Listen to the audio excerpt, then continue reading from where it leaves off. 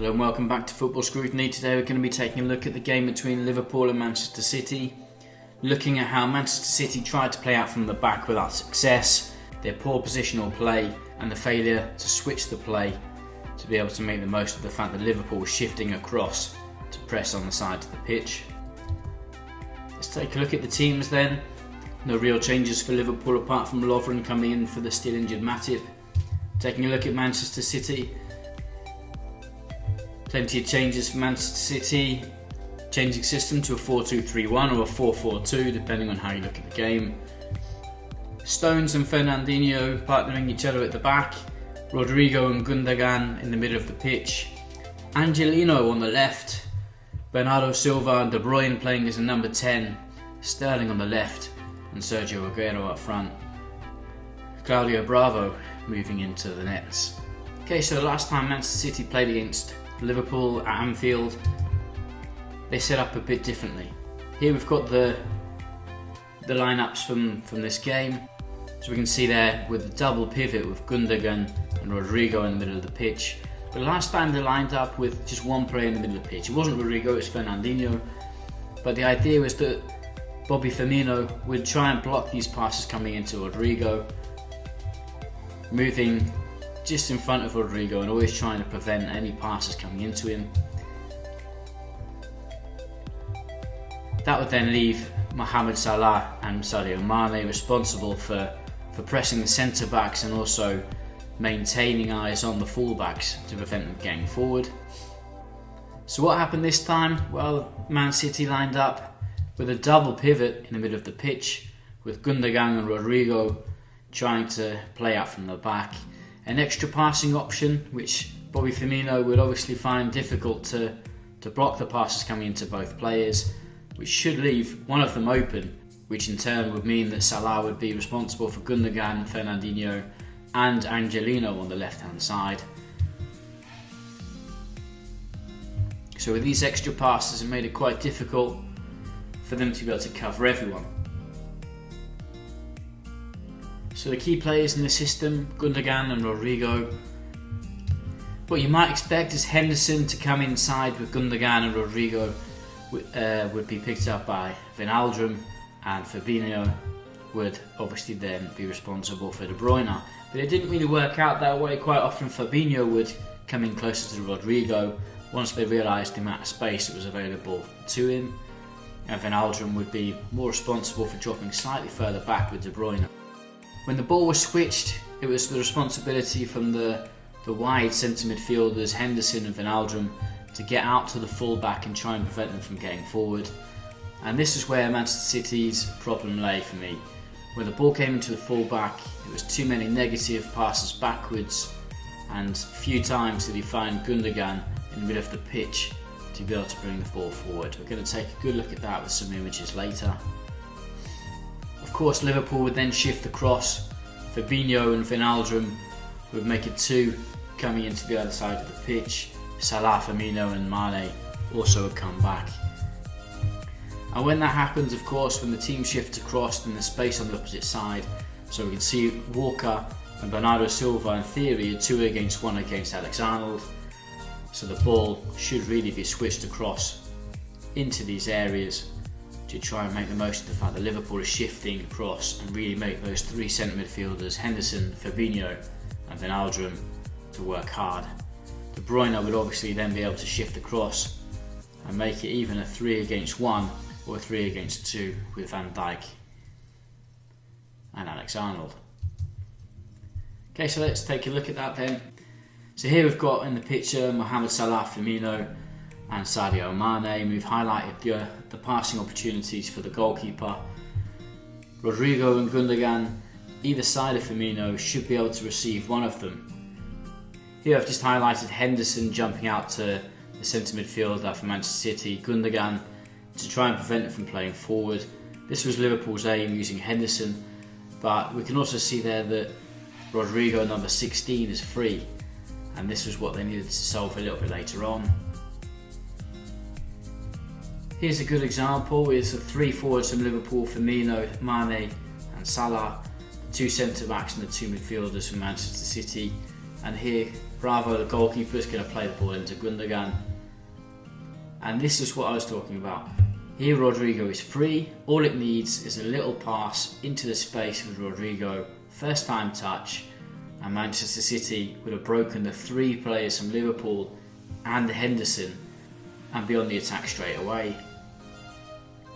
They don't do that. He gives a pass into Rodrigo's feet, and Rodrigo, instead of playing forward, makes a pass back into Fernandinho, allowing Liverpool's players to regroup and then shift the cross when the ball is given into Angelino on the side. When they come across the press, here we can see Salah and Henderson have moved across, and the only passing options really available are Aguero forward or backwards into Fernandinho, because Gundogan is not in a position where he can receive. And this is the idea which I think that Pep Guardiola has missed out on, that when the ball came into the fullbacks, Gundogan had to try and receive in between the Liverpool midfield and forward lines. If he was to receive here, then he would be able to switch the play onto the opposite side of the pitch, where Kyle Walker, Bernardo Silva would be 2 against 1 with Robertson, and with De Bruyne goal side of Wijnaldum, making it potential 3 against 1 situation on that side. So Gundogan for me really needed to get into these positions in between Salah and Henderson and in between the forward and midfield lines from Liverpool. This time, as I pointed out earlier, Fabinho was going to come forward a lot more often and try and pick up Rodrigo, leaving Wijnaldum with De Bruyne. Okay, so we can see that Fabinho really came forward quite a lot to try and prevent Rodrigo from receiving. And here we can see Wijnaldum picking up De Bruyne in that number 10 position. This time we can see Bravo really far forward. He's going to, instead of playing a ball into the midfielders, which are now being picked up quite closely by Henderson and Fabinho, he's going to play the ball out into the fullback, Kyle Walker. Passing options, so the ball's coming from the goalkeeper. Walker can either play it forward to Bernardo Silva or inside to De Bruyne, but both these passes are difficult to make, with Wijnaldum coming in, Fabinho coming in, and Sadio Mane coming in.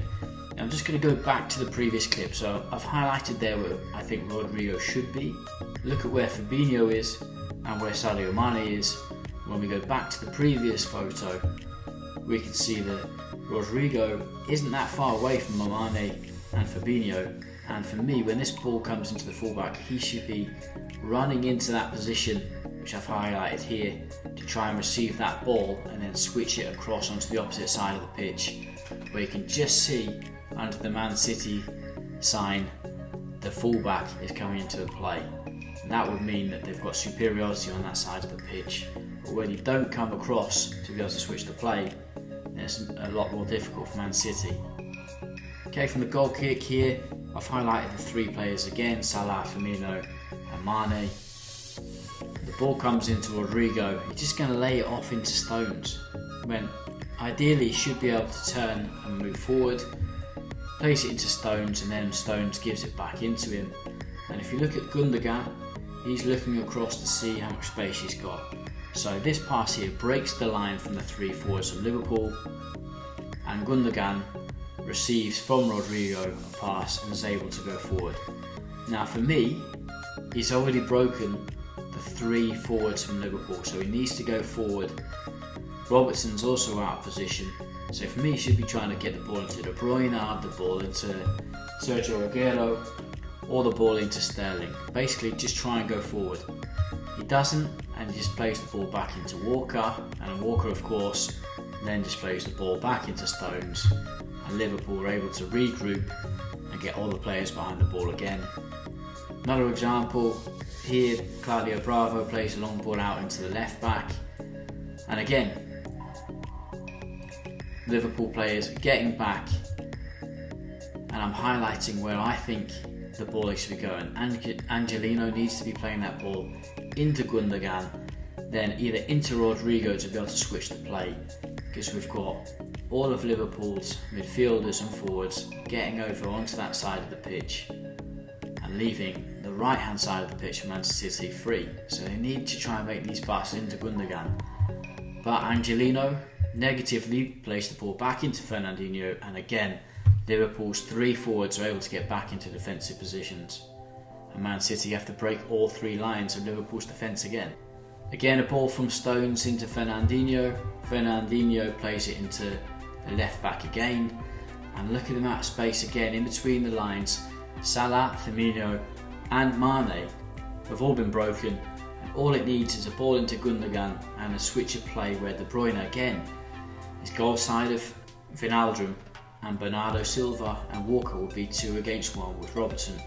Doesn't happen though, and the opportunity to switch the play is wasted. A few minutes later here, Rodrigo is able to receive the ball opposite side of Firmino, but he doesn't give it to him.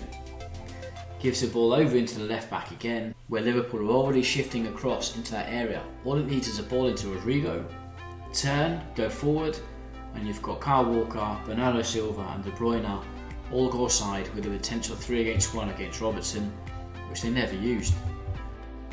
So when the ball came into Angelino here, again, look at Gundogan's position. He needs to be making these balls forward, he needs to be making these runs forward, bursting into that space. Rodrigo needs to be moving forward as well to receive any ball from Gundogan and then switch the play. Loads of space in the middle of the pitch, which Man City just never picked up on. Really poor tactics from them from playing out from the back. And of course, Angelino just plays the ball backwards into Fernandinho, and Liverpool were able to force their way in and press even higher. You can also see Rodrigo there in space to be able to receive the ball and play out, but they don't, they play long. Another one, another ball into Gundogan. All he needs to do is play that little ball into Rodrigo into that space. Instead, plays the ball back into Stones. Liverpool are able to regroup. All three Liverpool forwards back behind the ball again. Just a few seconds later, ball into Angelino again. Gundogan, make your way into that space, get forward, switch the play.